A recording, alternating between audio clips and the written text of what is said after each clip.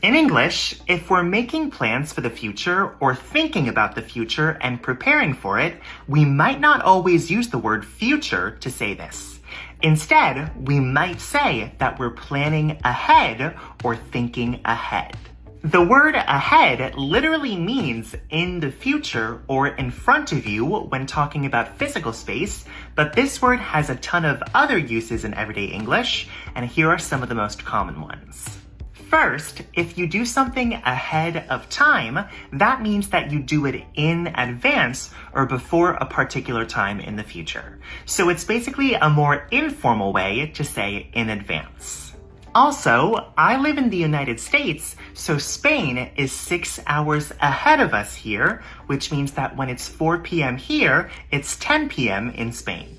And if we say that we have something ahead of us, that means that we have to do something in the future. So I could say that I have a long night of work ahead of me. And finally, there are several common idioms we use with ahead, and one of my favorites is to be ahead of the game. If you're ahead of the game, that means that you're in an advantageous position because you've done extra work to be well prepared in a certain situation. Now practice these uses of ahead in the comments below.